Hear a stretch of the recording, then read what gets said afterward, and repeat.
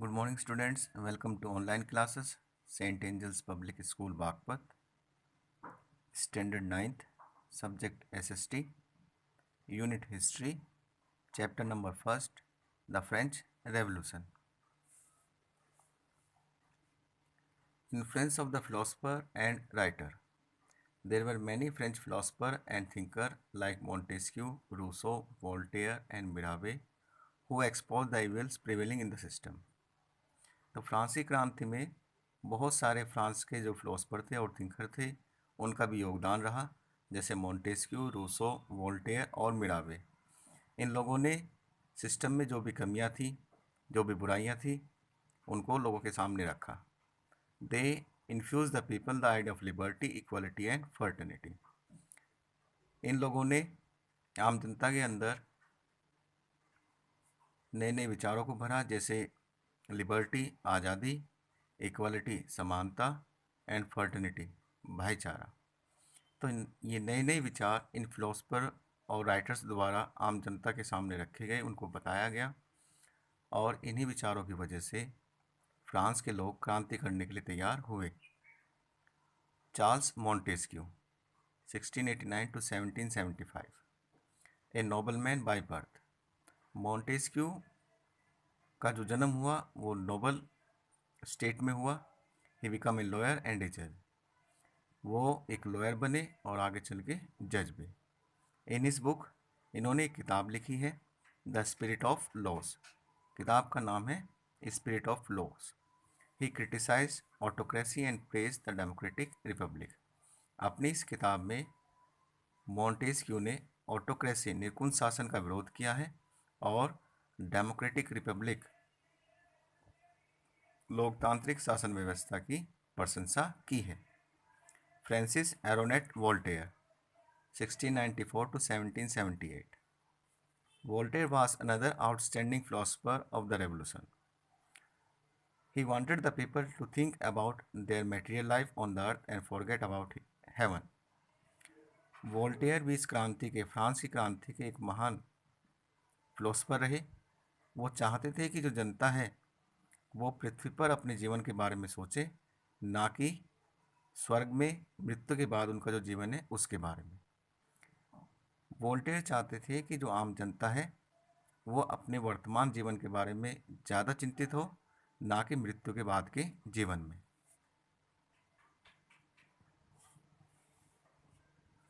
He condemned the church which supported the privileged class and ignored the poor. Voltaire church का विरोध क्या करते थे? क्योंकि जो चर्च है वो प्रिविलेज क्लासेस का, संपन्न वर्ग का साथ दिया करते थे और जो गरीब लोग हैं उनके बारे में नहीं सोचा करते थे। Jean Jacques Rousseau 1712 to 1778. Rousseau is regarded as the architect of the French revolution. Rousseau को फ्रांस की क्रांति का आर्किटेक्ट माना जाता है। He gave the slogan man was born free yet he is everywhere in chain. Rousseau ने एक नारा दिया कि इंसान जो पैदा हुआ है वो स्वतंत्र पैदा हुआ है, इसके बावजूद भी वो हर जगह बेड़ियों में जकड़ा हुआ है। In the famous book the social contract, Rousseau ने एक प्रसिद्ध किताब लिखी है जिस किताब का नाम है social contract. He provoked that the government was the result of A social contract between the people on the one hand and the rule on the other.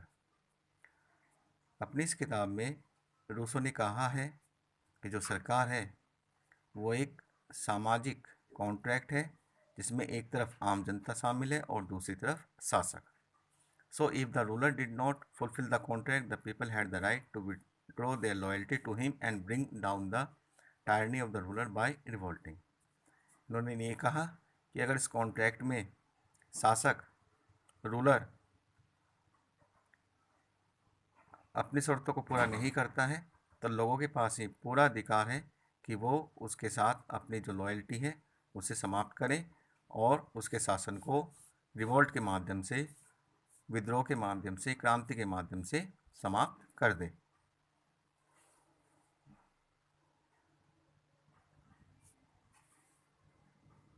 John Locke was another great philosopher. In his book Two Treatises of Government, John लोके जो थे ये भी एक महान philosopher थे और इन्होंने एक किताब लिखी है, किताब का नाम है two treaties of government. He sought to refute the doctrine of the divine and absolute right of the monarch. अपनी इस पुस्तक में जॉन ने राजा का ये जो मानना था कि उसे जो अधिकार या पावर मिले हैं वो एब्सोल्यूट हैं, वो डिवाइन है, यानी कि देवीय हैं। एक तरह से राजा अपने आप को इस पृथ्वी पर भगवान का अवतार मानते थे और जो अधिकार है वो ये चाहते थे, ये मानते थे कि वो अधिकार उन्हें भगवान ने दी है। तो उनकी सोच का विरोध इन्होंने अपनी इस पुस्तक में किया है।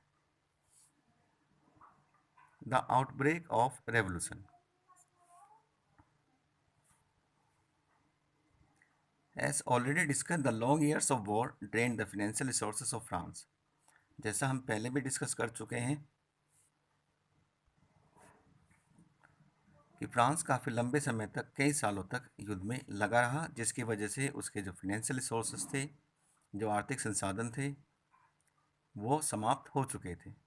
सो to increase the tax rate and to levy new taxes on 5 May 1789, Louis XVI called together an assembly of the State General to pass proposal for new taxes। तो नए नए टैक्स लगाने के लिए और जो पुराने टैक्स थे उनको बढ़ाने के लिए 5 मई 1789 को लुई 16 ने एक असेंबली को बुलाया जिसमें सभी स्टेट्स जनरल शामिल थे। यहाँ पर कुछ नए टैक्सेस को लगाने का प्रपोजल रखा जाना था। In France of the old regime, the monarch did not have the power to impose taxes according to his will alone।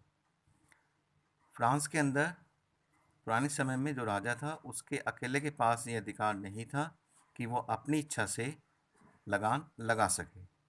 Rather he had to call a meeting of the State General which would then pass his proposal for new taxes। राजा को एक meeting बुलानी पड़ती थी state generals की, जहाँ पर वो नए taxes के प्रपोजल को रखता था और इसी स्टेट जनरल्स में उस प्रपोजल को पास किया जाता था। The state generals was a political body to which the 3 state sent their representatives. ये जो स्टेट जनरल है ये एक पॉलिटिकल बॉडी थी जिसमें तीनों स्टेट से रिप्रेजेंटेटिव भेजे जाते थे। However the monarch alone could decide when to call a meeting of this body. हालांकि राजा के पास ये अधिकार था कि वो जब चाहे इस स्टेट जनरल्स की मीटिंग को बुला सकता था। The last time it was done in 1614। इससे पहले स्टेट जनरल्स की जो मीटिंग हुई थी वो 1614 में हुई थी।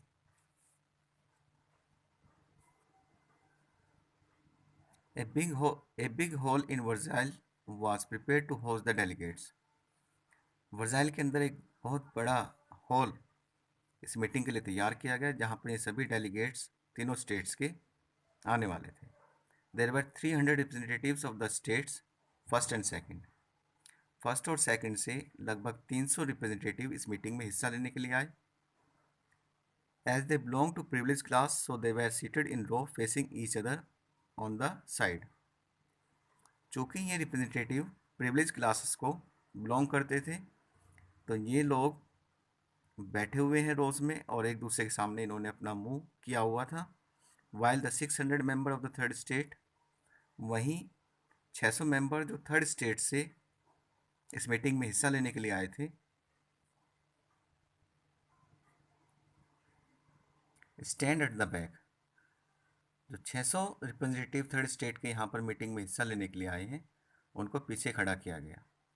The third state was represented by it's more prosperous and educated member. इस बार थर्ड स्टेट के जो रिप्रेजेंटेटिव थे उसमें ज़्यादा उन्नत और शिक्षित लोग शामिल थे। Peasants, artisan and women were denied entry to the assembly. जो पीसेंट हैं, कारीगर हैं और जो औरतें थीं उन्हें इस असेंबली में शामिल नहीं होने दिया गया। We will discuss the chapter further in next online class. Till then, stay connected. Have a nice day. Thank you.